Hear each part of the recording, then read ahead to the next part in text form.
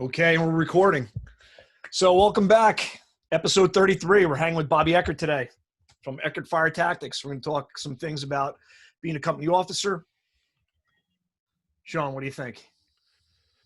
Just glad to have Bob. He's so in demand now. You're everywhere. I don't know about Every that. time I turn around, you're on my Zoom screen. But no, How it was come, good. How come he's not behind you? I thought you'd have him behind you on your, because you because get I the thought it'd be McCaffrey weird. brothers.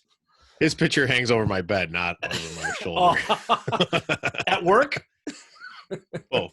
My wife asked some funny questions, but so we have Brian and what's his face, Steven joining us today too. But Bob, say hello. Introduce yourself a little bit. Tell everybody who you are. Even though, like I said, you pretty much.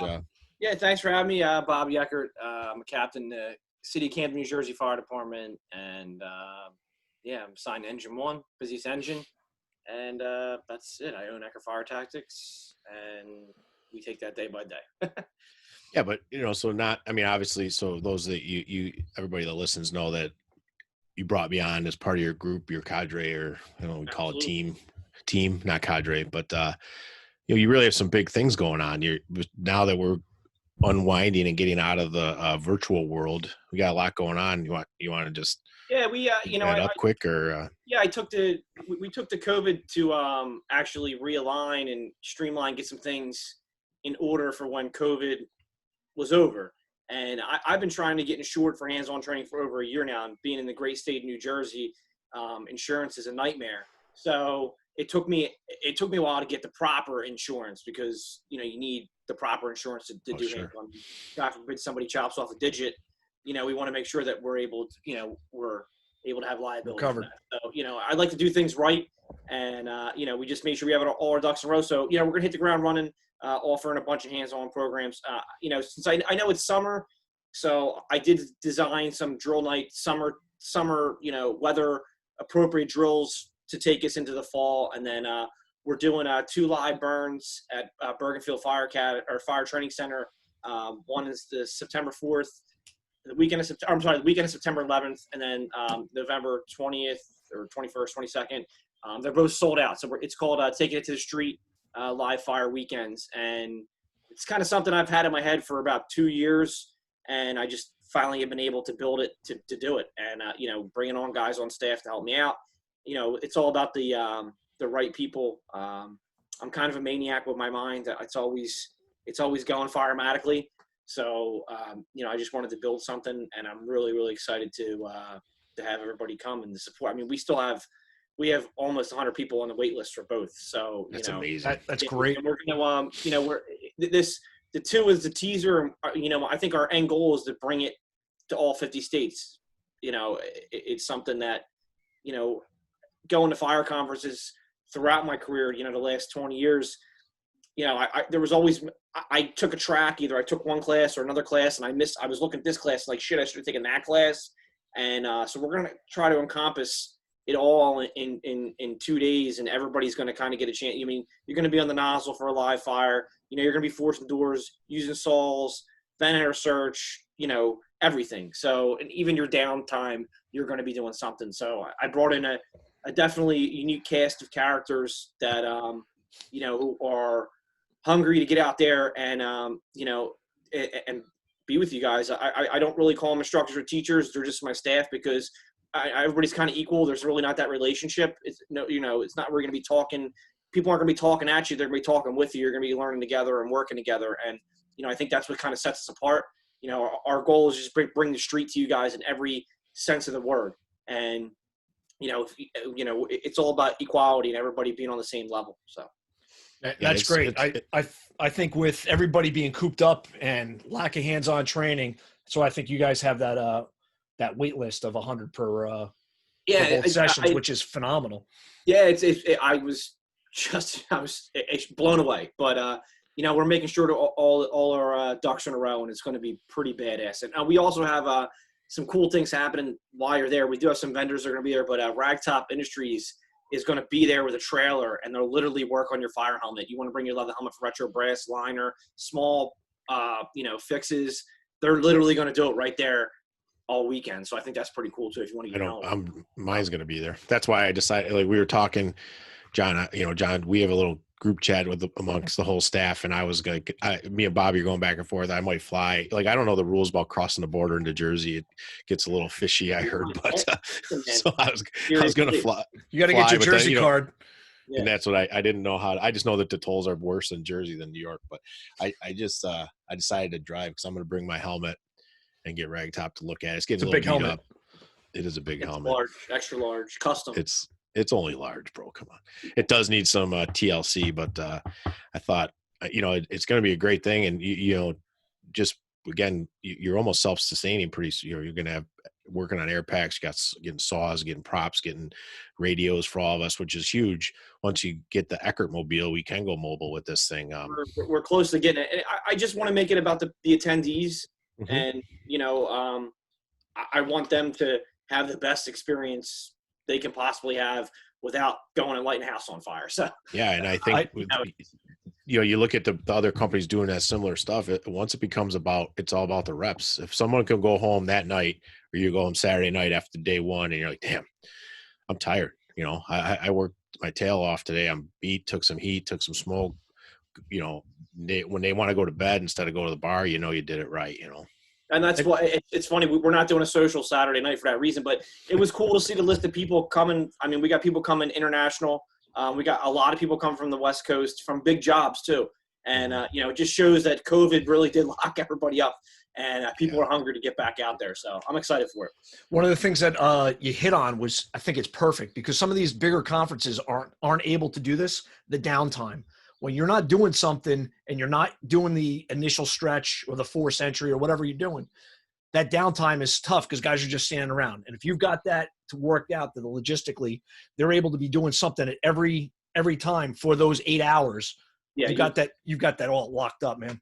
You're definitely gonna have the most unique fire training experience out there, and it's gonna be a good time. Cool. Awesome. I'm hoping to probably swing in there. Excited. Yeah, John, stop by, man. It's the more the merrier. Yeah, it's right up right up by me, so it's pretty good. It's only about an hour from me, so it's a good facility too, man. And I'll tell you what, we used it last year for the Jersey Fire Conference. And that's Revolutionary Fools. And they were the guys that run the training center there. They were such a pleasure to work with and really opened their doors to us. And a lot of the companies surrounding there, they reached out to me right away. Hey, do you need apparatus? Do you need EMS standby? All that stuff. So that's we're great. gonna have it's awesome. Cool. It's cool. Yeah, I'm really looking forward to it. I have some guys from my job that were trying to get in, and few people from around the area are coming up. I know. I can't wait personally. Like I'm itching to get up there just to see what we've been talking about it so much that I can't wait for it to hit. Not that I want to rush through this summer because it's finally starting to summer's finally here. Yeah. So let's talk about some things. We talked about the idea of the company officer. Let's talk about setting the example. How important is setting the example, whether it's on the fire ground or in the station, as the company officer? I think it's the hardest part. I find the exhaustion and the daunting task of being a company officer is having to be consistent every day. There's no more, oh, I had a rough night, I'm going to be in my rack, or there's no more this, that, and the other. And if, you're handed down something from the ivory tower that you're not in with, but you got to do it. You still got to, it's definitely, the consistency can be exhausting. I can say that, but you have to be, because your men and women that are working with you look to that for guidance, because that's how it is. And I look to when I was a firefighter, from when I'm we just go right to captain. So when I went from firefighter to captain, I had to make some changes. Number one was equipment. Like I didn't always wear my hood. I didn't always have my gloves on. I didn't I wasn't that guy. And one of my biggest things was my portable radio. I never had my portable radio on as a fireman ever, because I didn't until I needed it. I didn't turn it on. And I came out of the building and Chief's yelling at me. I'm like, what? He's like, I'm trying to call you. I'm like, oh, I'm like, my radio wasn't on. It's just the little things like that. And you got to kind of find your groove, if that makes sense. It's a lot of trial by error, because you can take company officer classes, but until you get there, get in the seat, get a fire or two under your belt or a couple runs under your belt, and, you know, set your gear up, whatever. But yeah, you do have to lead by example. You do have to wear all your shit. You do have to, if you want your guys to do it, you got to do it, you know, and that's tough. I agree with you. And you're only talking about the 10%, the 10% of being busy. It's not about the 90% back at the firehouse. No. You briefly touched on it about, hey, you know, policy's coming down and, hey, this is what we got to do. But that's the 90% is the tough part. You can take all these command classes and officer training and officer development classes, but they're not really hitting on that social aspect of being inside the station. And for me, I've got a large station. I've got at least 12 guys in the firehouse with me. How many do you have, Bob? We got 8. Well, I'm at headquarters, so firematically we got 8, and then you know, we got staff chiefs. There could be 15, 16 people up in there at any given time. So, you know, there's firehouse across the city who doesn't have a chief in it. You got a deputy chief walk down the hallway and you're not wearing your mask properly for COVID, you're going to hear about it. You know what I mean? So it's one of them things where you got a little extra scrutiny when you got a chief in the firehouse, but you know, you just got to know how to deploy your resources, and you got to keep everybody on the same page. That's the hardest part, honestly. And you know, you got to know the personalities in your firehouse too. Exactly. You could have a guy come in and have the worst day of his life, and you got to know that because you got to be able to make an adjustment for him for everybody else's sake. And I'm not saying he gets a pass, but you know, maybe he needs to go cool out and, you know, take some time alone or whatever. It's so much reading personalities and people. Then I did a shitty job planning for being a company officer because I planned for fires and runs. And those like are the easy part. Oh my God, it's the easiest part. It's the easiest part. I'm the most confident about that part. Everything else, oh my gosh. From, you know, you don't, I mean, in my job alone, I can't tell you how many brothers we have working, how many cousins we have working. You know, so you might have like a family rift going on, seen that happen a couple times, you know, or, you know, guys going through a divorce. Come on, it's the fire department. Everybody's going through a divorce, right? So that comes to work. Or, you know, somebody could have a death in the family, whatever, man, and you got to make an adjustment. Or it could be over the meal. You could go back and people be fighting over a meal and it's something else. So how about coffee club? You know, hey, you're not buying that for me. I had that early on we had some people that disagreed about how the money was being spent. You know, certain people can only eat certain things. Now, seems like there's more people that have different eating habits, whether we're vegan or, you know, vegetarian or allergies. So the old idea of coffee club is out the window because now you've got to, I don't want to say cater, but if I'm paying in, I want my money's worth, right? Sure. So now you got to diffuse that and handle those issues. It's definitely a bag of mixed emotions sometimes, and you know, you don't know what you're going to get when you go to work. Sometimes you have no idea. You know, you might have it in your mind, like, listen, I'm going in, I'm going to do this today, and that was me. 2 days ago, I worked yesterday. So 2 days ago, I had in my mind what we were going to do for the day. I actually wrote a couple things down because I wanted to get to a couple things. I didn't do my list at all yesterday because I got taken a different direction. So I think the best advice I ever give to somebody who's new to being a company officer is don't set anything in stone because you got to be able to just adjust on the fly. I mean, one run and you're screwed out of whatever you wanted to do, you know? You know how it is. Well, that's the same thing with, you know, you go into best laid plans, but with us, we have X number of rigs that are allowed to be out of service. So I think it's 5 total. Well, yesterday there was confined space training. So the tech rescue team went, that's 3 right there. Yeah. You know, I needed to go to the shops, but the other truck up north was in the shop. So I couldn't go until they got back. So and then the chief's coming over because we have to have a conversation, you know, and so the whole morning is, well, you know, I'm on this, like twiddling my thumbs going, well, there's so much that I wanted to do today. What can I do instead that allows me to, so, you know, we did a little tool maintenance, retaped the hooks, taped up the hallion, did that kind of stuff. The guys on the engine were painting up the bricks, but yeah, you go in there with your plan and then you get punched in the face, you know, besides the calls, it's all the other stuff, the administrative stuff that comes in. And just getting back to what you're saying too, with the when orders come down from the ivory tower, especially during the COVID world, it seemed like every day you came in, there was a new policy or procedure that you had.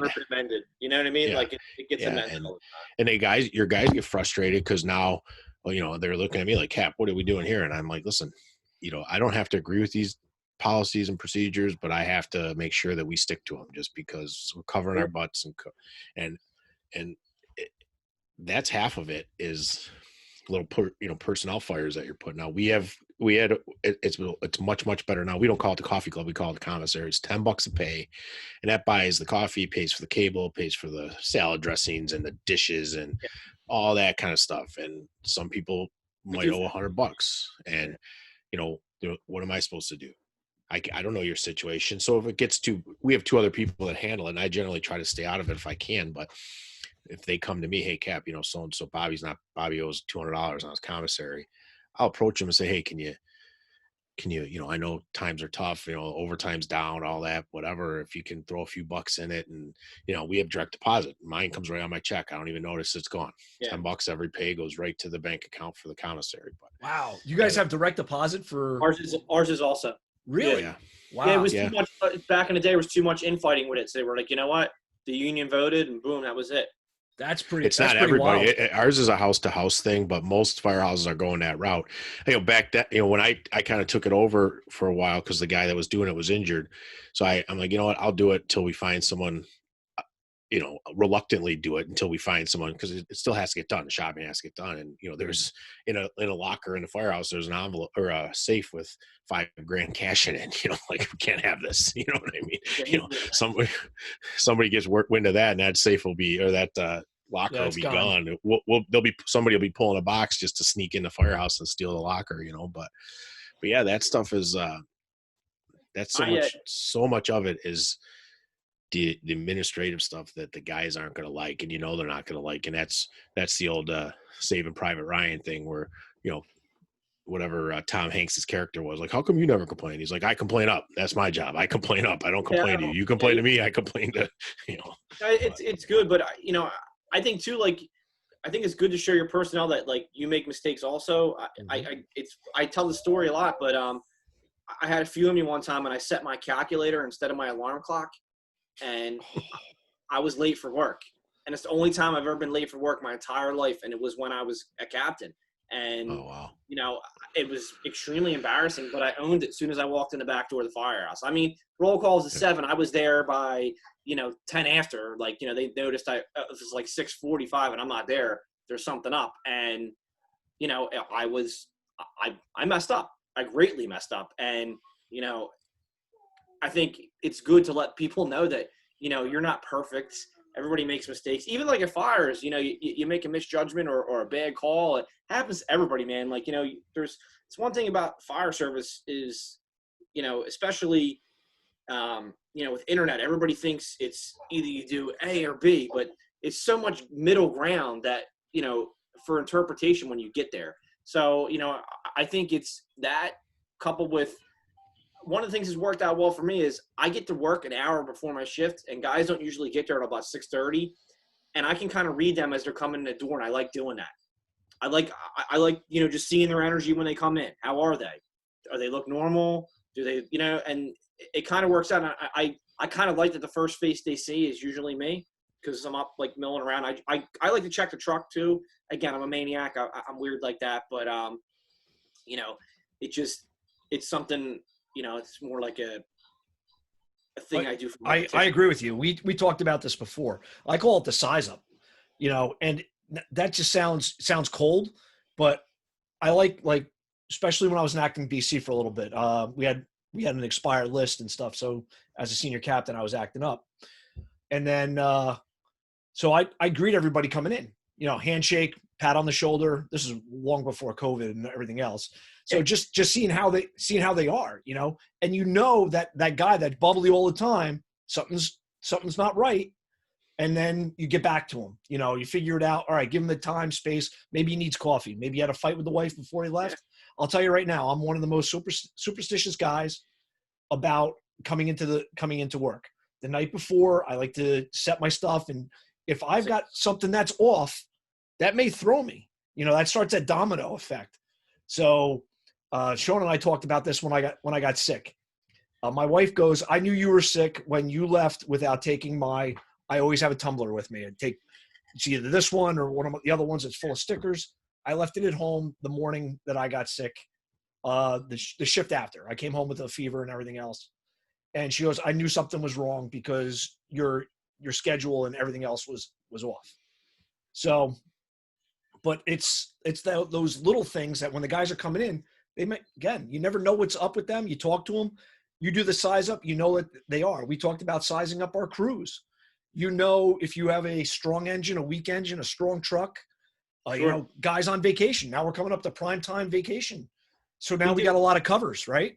Yeah, so, we do a daily strength report. It's an Excel spreadsheet. It gets printed out, dispersed to the city, and you know, it's usually hits the email by like 7:45. We print it and we definitely look at it and say, he's here. Okay, yes. And I don't think there's anything wrong with that. And I don't think there's a fire department in the world that doesn't do that. I mean, everybody knows there's the A, B, C, and D team. It is what it is. So, you know, you got to kind of plan accordingly what you're going to do. I know there's times where we're like, I'm not doing that today because look who's working over here. You know, it's like I can't go out of service, you know, or the chief will call me and be like, yo, you're not doing this today because I need you if I get something. So it's, you know, there's nothing wrong with that. But, you know, I think it's extremely stressful. And I always laugh. I make a lot of jokes. You guys know that about me. But, you know, it's whenever I see somebody in a company officer class, I'm always like, sucker. Because anybody who thinks there's this glorious thing about being a company officer, you're insane, because it's literally one of the most mentally draining things you're ever going to do in your entire life. It really is. It's even hard. It's harder than being a parent. And being a parent is extremely hard. And, you know, sometimes I leave work and I'm like, you know, I just want to go home. And, you know, and I drive home and I'm thinking about, man, I should have done this, should have done that, blah, blah, blah, you know, especially if something happens. So, you know, it's funny you say that, because it is that if you do it right.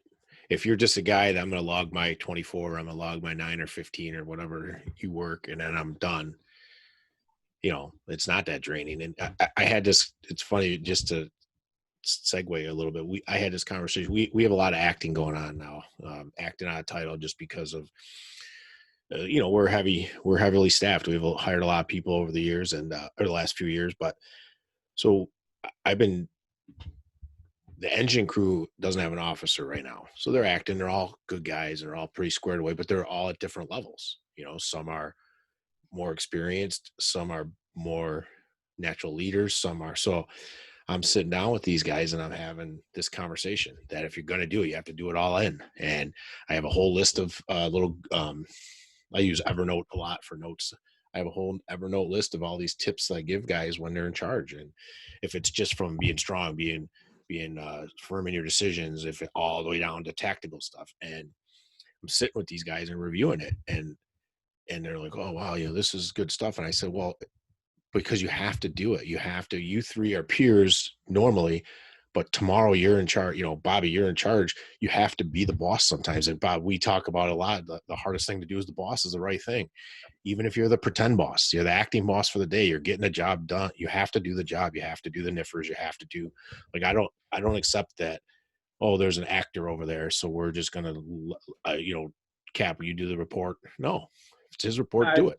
Yeah, you know? I agree. I agree with that, Sean. And, you know, it's, you know, I'm sure between the three of us, you know, we have pet peeves and we have different pet peeves, right? And I can tell you right now, my biggest operational pet peeve, other than not going inside the burning building, is knowing how to get to the building, knowing how to get to the address, running routes and address and streets. And I'm so tired of these kids using their phone. It drives me insane. And I lost it yesterday. I absolutely lost it. I was pissed off. I threw my hood up against it, the windshield of the cab while we're coming back from the run. I was mad. And I was a little pissed off that I lost my cool. But I'll tell you what, my driver, who's a young kid, you know, and he just started driving for me. Probably been driving for me for a couple months now.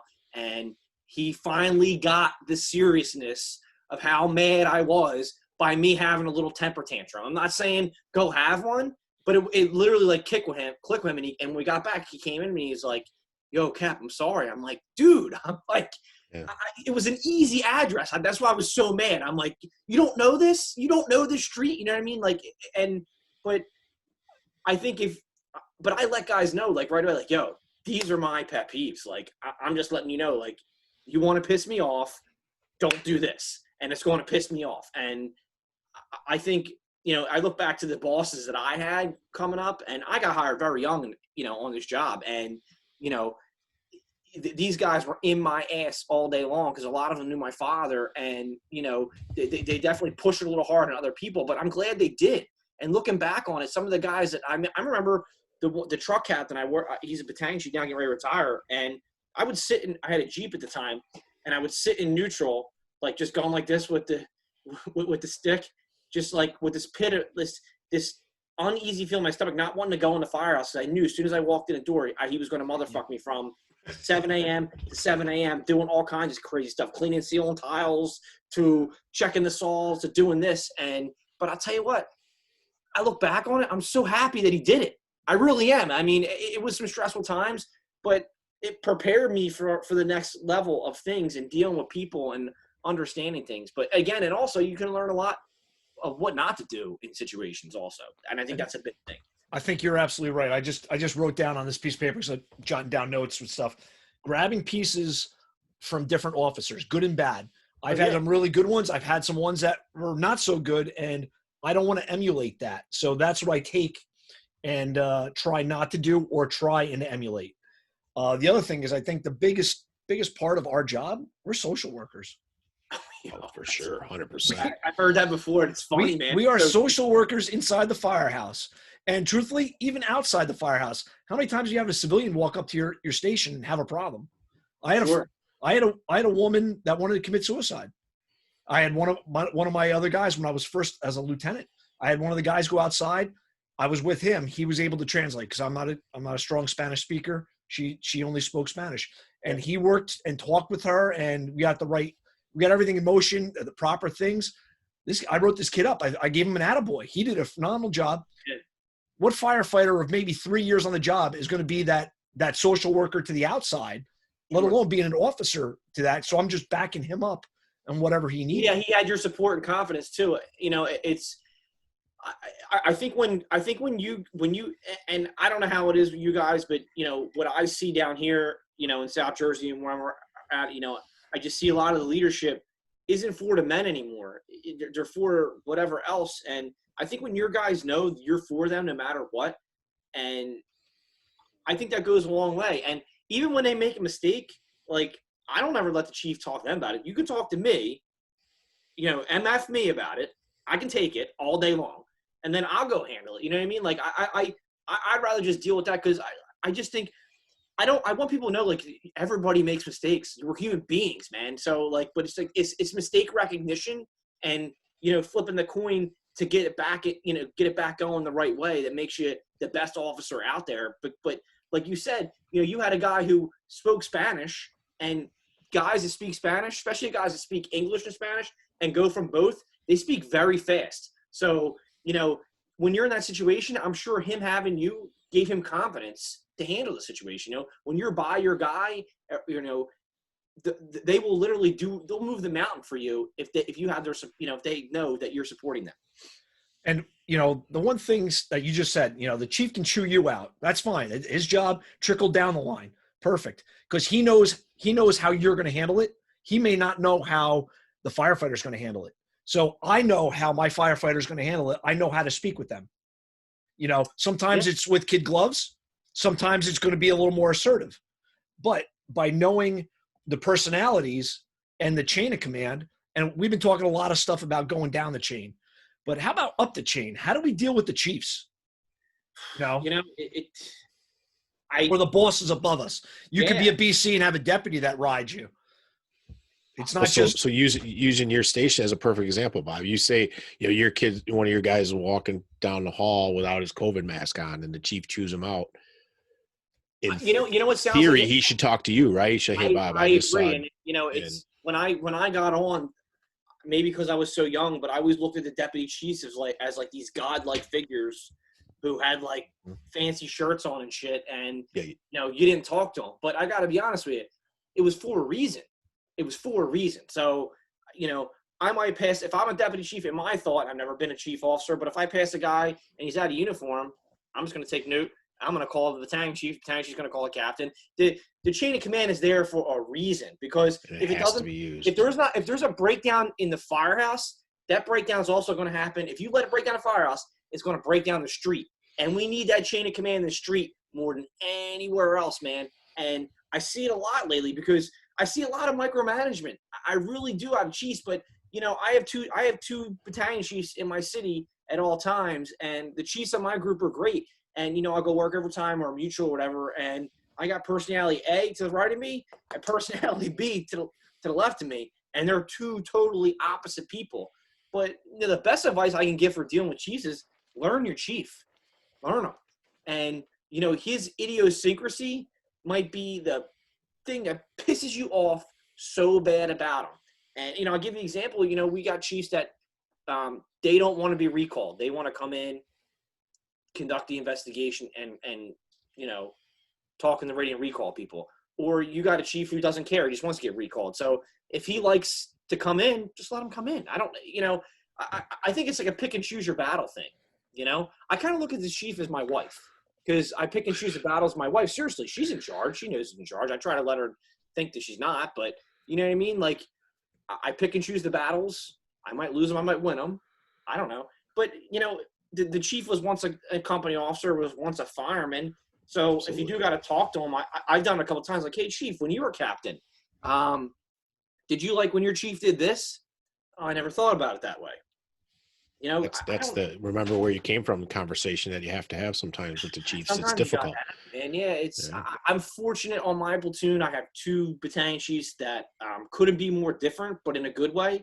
And I both worked with them when they were captains. I've fought fire with both of them, so I have that rapport with them on the street. You know, we have a good working relationship. So, but it takes time to build. It does, and you know, sometimes you go and work with somebody else you don't know, and you feel like you're on Mars and they're on Earth, and you're like, you know, it's tough. It really is. And we talk a lot privately about the, you know, fire scenes where we have failures at either the command level or my level or the company level. And those are tough conversations because nobody wants to admit most people don't want to admit that they're wrong or that they made a mistake. And, you know, it's a tough conversation to have if you have to have it. I think coming from a generation before where we were on the job and we actually saw a lot of discipline, we did. I've seen guys literally transfer twice in one day for disciplinary reasons, where I don't see the discipline that I used to. You know, it's usually handled in a different way than maybe we want, you know, saw coming up in the job. And I think that translates into frustration because – you know, somebody really messed up and they deserve to be put through the ringer, and maybe they got a personal relationship with somebody and they're not going to be put through the ringer. You know, I've seen that happen too. I've lost sleep over it, man. And, you know, it's not worth it, but you know, it's definitely something that you got to keep in the back of your mind if you want to keep elevating the ladder. And if you're not going to elevate the ladder and you're going to stay where you're at, which is fine too, you got to find a way not to let it infiltrate your mind and your company, because that shit's like a cancer, man. You got to keep your company self-sufficient and clear. They should be in a bubble that you control and only you control it. So you're in the right spot with that. I think we got to make our guys look good and our bosses look good. And if our guys look good and our bosses look good, you're not going to have those problem conversations, because you have a set of expectations of what the chief wants and what he wants from you, and your guys know that. So it's a communication aspect of this. And I don't think we have the conversations. We have meetings, right? We have meetings for meetings and meetings, but the conversation I don't think gets there. The communication doesn't get there sometimes. Those tailboard conversations, I think, are the best ones that are outside the office, maybe with a cup of coffee, and one-on-one with the BC. Say, hey, what do you expect from me? Especially if you're new to the tour or new to a different battalion, knowing what they want is going to go so much further than them expecting you to know what they want. Sure. And the same thing with new firefighters coming into your command. I mean, communication is so key in all aspects of life, from relationships, and the fire department is all about relationships. But, you know, you hit on the tailboard conversation. I find it so easy if there is a hiccup on the fire ground. How about we just deal with it on the fire ground after the fire's out? Like, don't release companies. Let's all get in a school circle and chief stand in the middle, and let's just put it all out there like adults. And, you know, I always hate the 2 tour later critique, because I've literally had 10 days to think about it, grow animosity, or get even more pissed off. And then I say something that I totally regret as soon as it comes out of my mouth, or vice versa. How about we just handle it right there? And then it's done. It's diffused, and, you know, leave on a joke or whatever, you know what I mean? Or make everybody shake hands or whatever it is. I mean, the last couple of fires I've been on, there have been some hiccups, and, you know, they were dealt with a little later in a different way that I don't think I would have dealt with them, but I'm not in that position, you know? Yeah, that's a good point. And it's difficult in the COVID world, where to try to do a PAA, we all talked ad nauseum about the fire we had recently. And I wanted to I was really pushing to get some type of after action review, post incident analysis, whatever term you use. But, you know, with COVID, we don't want to keep companies together. We don't want people in our firehouses. And it happened, but it happened unofficially. I had to have the same conversation with 6 people. I talked to the chief about it. I talked to my guys about it. I talked to the engine about it. I talked to the first 2 engine about it, versus if we all could have got together, we all could have documented something and put it on paper and reviewed it. It would have been so much easier. It's hard to do. And that's why you wonder now, of course, that morning, of course, it was early in the morning. So shift change fire. So they want to get everybody out of there as quick as they can, because they don't want to pay anybody overtime, you know? And, yeah, that's kind of lost art, that tailboard debriefing, which is interesting, because we talk about it, almost everybody in the assessment center. You do the assessment center, and here's what I'm going to do. I'm going to pretend fire. I'm fighting my fire. I got airdrops coming. I got Metro bus coming. Oh, and I do my tailboard debrief before we go back to quarters. BS. Nobody does it. No, I mean, you may do it individually with your crew while you're packing hose or whatever, but and Sean, you bring, you know, a good point. Just because the chief's not doing it doesn't mean you don't have to do it, man. No, absolutely. You know, there's really nothing. You can get back to the firehouse and call down to the next company you had a problem with and be like, yo, after dinner, let's meet here and talk. Yeah. He doesn't have to be involved in it if he doesn't want to be, and you can't force it. That's one thing too. You can't force it. If it's not in the cards for that chief, he's not going to do it. He's not going to do it. We just had a small fire the other day, and things went well. There's some things that obviously we're going to learn on and do a little differently. So I reached out to the BC. It's like, hey, chief, we're going to have a debriefing or, you know, after action review next work day. And he goes, oh, we got training in the morning. And I'm like, well, maybe afterwards. He's like, I'll think about it, which is cool. I just wanted to put it in his head in case he wasn't thinking about it, just to try and, because there's a couple of things that I'd like to point out that we could have done better, or maybe, you know, but that's, you know, the learning aspect of it. So that's, if you don't learn from every fire, or try to even talk to your guys about like why you were thinking this, or why you did this, or why you, whatever it is, that's on you to you know, you should want to improve your company by criticism. But, you know, I always criticize the shit out of myself. I'm the hardest person on myself. I really am. And, you know, I will, it probably drives my wife nuts because I talk to her about fire. She doesn't even know what I'm talking about, but I'll come home and I got to get it out. I'm like, bleh, you know, and, you know, we had a fire a couple weeks ago, and it was a tight third floor stretch. And, you know, we should have went through the second floor window or the third floor window with the line. And to be honest with you, we weren't even thinking about it because people were saying people trapped, and, you know, it just, we had the force entry, and, you know, it just kind of flipped your mindset. And when we made the third floor finally, I was so mad at myself for like, cause it clicked when it was too late. We already committed. And I'm like, what the fuck, man? Like, and, you know, so when we got back to the firehouse, I'm like, yo, next time we should try this. And, you know, or, you know, and it's been 3-4 weeks since the fire, and I've wanted to drill on it. I haven't had the chance to, you know, and it's just, I want to ask you a question. What do you mean by tight stretch? You talking well hole stretch? So the banisters were too tight? Oh yeah, it was very tight. It was an open stairwell to the first floor, an extremely tight turn and tight hallway on the second floor going to the third floor stairs. Okay. And it was just a turn. And so it was vacant, but it was full of people, SROs. It was crazy. But, you know, the steps going up there, as soon as we had forced the board off the door, there was a couch right there. And, you know, so you got to go over a couch. There was 5-gallon buckets that had feces in it. Eventually, they did it before. They were empty. It was just, there was shit everywhere, debris everywhere, stretching through that. And by the time we got the line up on the second floor landing and we got it flaked out, I'm like, damn, we should have went through the window. And, you know, it just, but you live and learn. How many times you practice? But now you're going to learn. Now you're going to learn that. Yeah, you make that call, and everybody's looking at you, going, "Huh?" Because do you practice? Is that a normal thing for you guys? Yeah, I mean, yeah, we've practiced it, but I honest to God, I got a little cocky with the guys I had in front of me. I had a good kid in my company. The captain and I came on together. Both he's a phenomenal fireman. He's going to be battalion chief soon. The rescue captain, truck captain, both phenomenal guys, and we all had like a 10-second powwow while they're getting the door off. And we're like, okay, we got this. And we didn't have it. It got fucked up. But that's the thing, Bob. Like, it's as simple as in my world, if I suggest sometimes, you know, hey, you should have stretched to 2.5 there. And they're like, not everybody, but a lot of guys equate a 2.5 in our world as going defensive. I'm like, well, that wasn't a defensive fight. I'm like, no, but it's an auto garage or it's a whatever.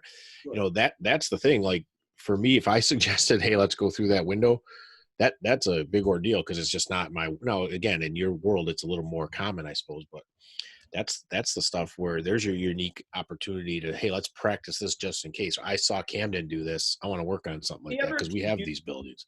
Do you find, you know, I had a captain that did this. He would always, you know, once a month drill on something not outrageous, but something we don't do. And I've tried to implement that. Again, with COVID, it's impossible to do anything. But, you know, like I did CPR the one day, and they're looking at me like, what? We're doing what? But I'm like, yeah, we're going to do CPR. They're like, we got a dummy. I'm like, nah, but let's just talk about it. Watch a video on YouTube. I don't know, you know, and then boom, we literally go to a CPR run that night, and the guys did great. So, you know, but I always look back at, we got the Battleship, New Jersey in our, it's in my first due. And I had my captain. We were both working overtime. It wasn't, we were in a different part of the city regularly, working overtime at first due the Battleship. And he's like, yo, let's go stretch a line below deck, see what it's like. And I'm thinking to myself, like, when are we ever going to do this? Well, don't you know, I get the fire on the Battleship as a captain, and it went, other than communication, because the radio went dead, it went smooth as butter. It was because I did it. I literally did it. And I called him. He was retired. I called him like, yo, Larry, you'll never guess what we just did. And, you know, but I think if you drill on that crazy thing once a month, or get your guys to think outside the box, possibilities are endless. We did that with the old heavy hookup, which is a standard thing for a lot of departments, where you take all the steamer and all connections on your hydrant. And the same thing, the guys are looking at me like, well, Cap, we don't do this. And I'm like, well, but why not? If you got a good hydrant and you got water, that's a standard practice for a lot of departments. Not in our world, but, you know, but it was fun. It was a cool thing to do. And you see where you're at and how much more volume of water you get versus pressure. It was a cool thing. And the guy's eyes open. They're kind of like, whoa, okay, this actually makes sense. It's one thing. I agree. Like, you know, and if sometimes it is hard to get your guys to want to train on something a little different. But like you said, you did something a little outside the box, and their eyes are like, you know, they had that gotcha moment, you know. Yeah, it's cool. But you know, I always try to play the weather in. So like, if it's nice out, and I know we're not gonna be sweating, let's do something a little more physical than we wouldn't do. I don't know. I don't try to be a dick, but like yesterday, all we did was we just did block inspections, because I had something in my mind, and I just wanted to walk around the streets and check things out. And we kept it light yesterday, but we did something. You know, you got to do something. You got to do something every tour. You got it, because your guys need to know what your thought is. But I look at it like I train my company to be self-sufficient when I'm off. So like when I'm not there, I want them to. It shouldn't matter who's there. You could put a blow up doll there, and the same thing should happen. That's my thought process, because I always look at it like when I work overtime, I just want to come in and it's their company. I just literally want to talk on the radio and, like to run and go to bed. That's you want a seamless transition. You want Absolutely. your senior man to run the company when you're not there, especially if you got an actor in that seat or a cover, and that's it. You get the overtime guy sitting there. Yeah. You want it to run smooth because you don't want to come back now and have that overtime guy go, what the hell's up with your company? Nobody wants that. Nobody wants that conversation. Reflection on you. It absolutely is. So, and sometimes it's harder to do. It is. Sometimes it's easier, harder, or whatever. And especially these young guys. These young guys know that they can take off 20 days a year. They use them all, man. They're off. Summer coming up, them guys are gone. They're down the shore doing whatever, How funny is it walking into a new house on a cover and then your reputation precedes you and then you change and you know what? But it's for the better. Like you come in and they actually have a blast with you. I've had people, oh, hey, look, all he wants to do is train this, that, and that. And I do stuff that's not going to waste anybody's time. It's going to be quick and everybody's going to learn from. And again, with that weather thing in mind, knowing what's applicable. I'm looking at the weather 4 days out. Like the day after I get out of station, I'm looking at the weather in the next 3 days to see where we're going to be and what's going on. But don't you have rules about it and like your union thing that if it's too hot, you can't do? We have a temperature clause. Yeah. Yep. That's interesting. But talk about reputation, about walking into a house that might like you or might not like you. We had a conversation about reputation. We smoke cigars in the morning. And we were having a conversation about it yesterday morning. And, I don't care if you don't like me or not like me. That has never bothered me one bit in my life. I don't care. Maybe that's why, maybe that's why I sometimes have the struggles in my life. But, it's more to me when the tones go off for a house fire, that you have somebody that you can count on. And that's why I want to be there. Exactly. I don't want to be called a nice guy. That's usually, you're usually hiding something. So, I just want to be known as a decent fireman. So, I have walked in places and people, because they know I'm going to want to go out. I want to leave the building. I don't want to be in the building all day. We don't go out all afternoon. I like to do it in the morning, and do my thing. But, I remember when I was a fireman, I would go places and, they're like, oh, you want the nozzle? I'm like, you're giving me the nozzle because you walk in my yeah. But I'm like, yeah, I'll take it. So I think your reputation is huge, but it's so hard to build and so easy to destroy, and especially nowadays because unfortunately, I can talk for my fire department. I don't know, I know Sean's Buffalo burns on the regular.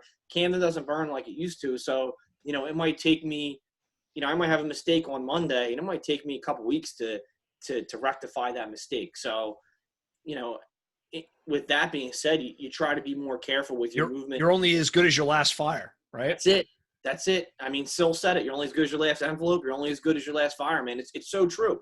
And, if you don't self-reflect at all, you're not going to be good at this. And I'm not saying I'm good at it, but I tell you what, I put a lot into it. I put sometimes too much. And I think that's the important part. We have to invest in ourselves.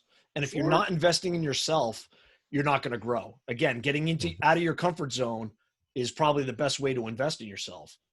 There's no growth in your comfort zone. That's for sure. Yeah, you got to step out of the box, and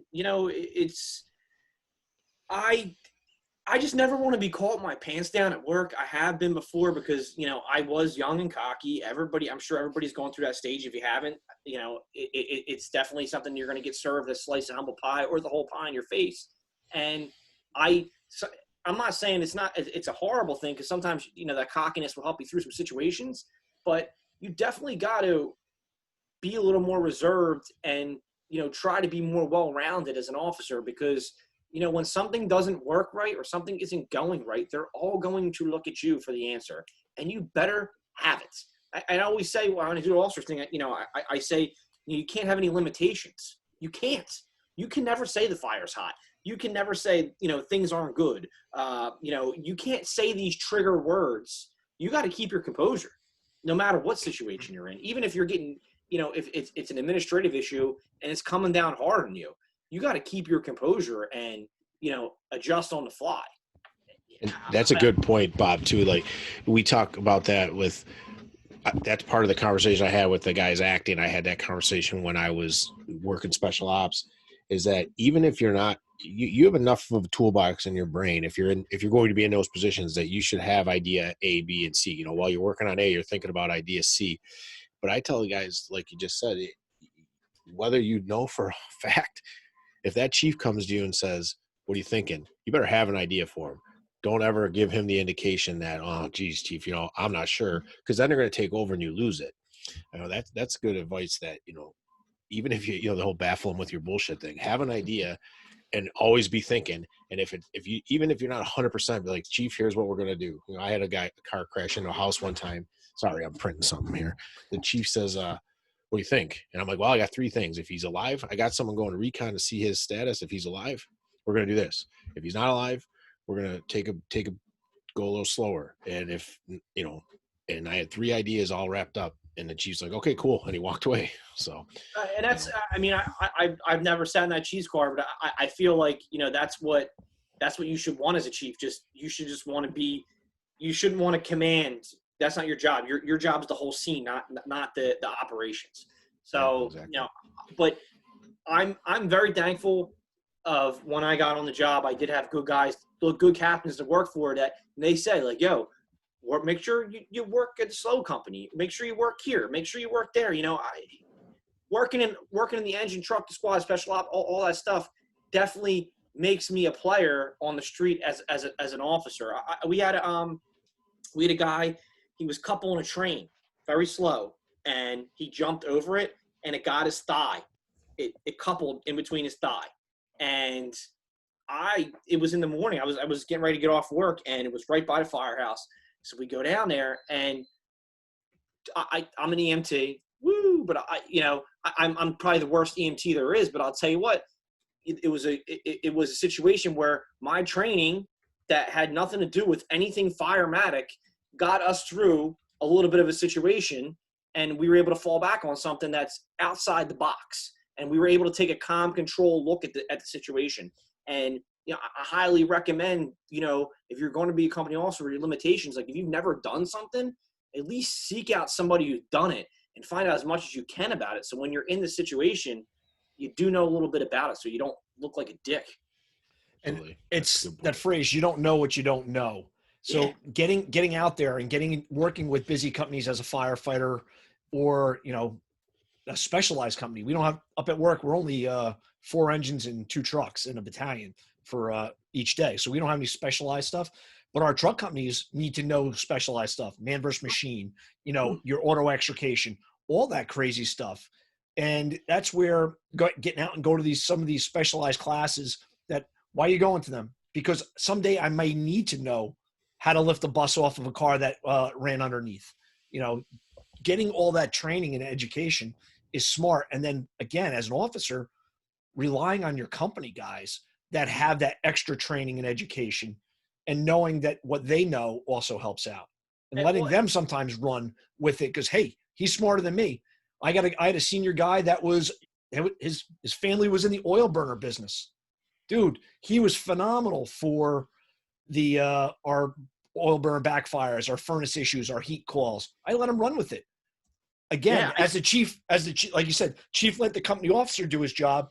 I let him do the job, and I sat back. What do you need? Tell me what you need. I agree. I mean, it's you know, round pegs, round holes. We have deputy chief retired. He just retired, and that was his. You know, you can find a place for anybody, but you know, as a company officer, you know, if your guy is awesome at driving, let him drive, dude. I don't know what to say. You know, yeah, work guys in for when he's off, but that's what he wants to do. Let him do it. I don't really get involved in the rotation for my guys. I kind of just let them figure it out. If they need me to get involved, I'll get involved. I just, you know, we train as a company, so everybody knows how to do all the positions on the rig. Absolutely. You know, it's not, to me, you're adults. I don't need to get involved in that shit. So with that, Bob, we try to keep these to about an hour. We're getting there. So while we start to wrap up, what would be your advice, your quick drill that you would give to the officer out there? Career, volunteer, doesn't matter. Quick drill that they could do. So for the, you know, personally to develop themselves, or for the guys? For both. You know, morale, to me, being a company officer, morale is in your hands. So, you know, sometimes you are in the middle, but you can block out that and try to make something positive go on in your situation because your personnel deserve it. They got to be first. So number one, to be the best company officer, a fire officer, you better know building instruction. And if you know me, that's all I freaking talk about. It's my jam. Yeah, I'm a little outrageous with it, but if you don't know it, it's going to bite you in the ass. And if you do know it, it's going to make you look like an all-star. You better be proficient at every aspect of the job. But the number one thing I think every company officer should be proficient at is masking up. You better have your mask on before the firefighter you're going in with. And, you know, your 30-second drill, you should be able to do it in 10, 11, 12 seconds with gloves on and be able to look down at him. You should be more proficient than your men at everything they do because they're going to look to you as an example. So, you know, a couple times I have gotten the younger guys in a circle and we've raced. I put $5 or $10 in the middle. Whoever had the best time, you know, lunch is on me, dinner's on me. You know what I mean? It's them little things that build camaraderie, and you can also learn yourself by getting involved. That's great. And everybody likes a competition, you know. They do. What fireman doesn't? Yeah, you know? You're going to pay for my meal? Woo! Yeah, because they're all cheap. Yeah, it's our guys. We used to play cards, and we used to play cards at night, and the losers would do push-ups, and you'd think I'd be stronger because I lost every damn hand. But that's a great drill. Yeah, it's good. It works out well. I like doing it. And again, building constructions, I love it. We'll be driving down the street. We'll see something going up. You know, like now they're doing these conversions of like building buildings over the top of different types, class buildings. Yeah. The guy's like, how does that burn? I'm like, no idea. I haven't seen it. This is new. Okay.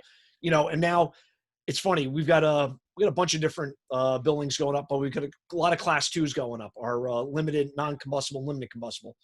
And they're seeing the wood sheeting on there. And the guy's like, why is there wood sheeting? I'm like, it's not structural. They're like, oh. So I'm like, it'll burn.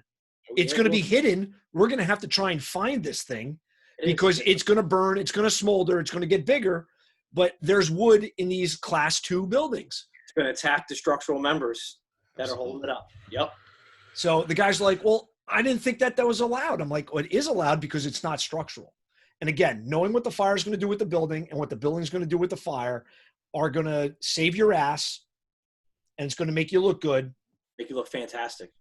And it's not about looking good, but it's about knowing where we got to look at for fires and where's this shit's going to come down around our necks. You're going to feel so much more comfortable with what you're doing. You should want to we're already operating in an uncomfortable situation with taking away visibility. So you should want to be comfortable in a place where you can't see a goddamn thing. That's how I look at it. You're absolutely right. That's a good one. So, well, thanks, Bob. I appreciate you taking time. Guys, I appreciate it. And thanks for coming on today. Yeah. You have a pretty big social media presence. I know you're only Instagram famous there, but share up with everybody where they can find you. I know your website's under development. Yeah. Well, the website should be out next week. So the website will be EckertFireTactics.com. I'm Eckert_335 on Instagram, and we're gonna finally give in to Facebook and have a Facebook page. But I'm letting Kate run it. I'm not getting involved in that. It's so easy with all your Insta stuff. I'll post right over too. So easier than it's just dealing with it's all the rest that comes with Facebook. I've been, what do you call it? Shrinking my circle on there for sure. It's like a Facebook business page, so I don't even know. Yeah, be perfect. Yeah, I'm not getting involved with it. Yeah, no, because that can get crazy. But I really appreciate you taking your time and coming out today and sharing your knowledge. And I'm looking forward to seeing you guys back up in Bergenfield. And who's doing your Through the Lock stuff? I don't know. Wink, wink, nudge, nudge. Hey, we'll talk later. All right. Oh, I'm doing it, John. I stole all here. You acquired some knowledge. It's all good. So. Cool. Thanks, guys. All right, hold on. We're going to wrap this up. Everybody stay safe. Have fun out there, and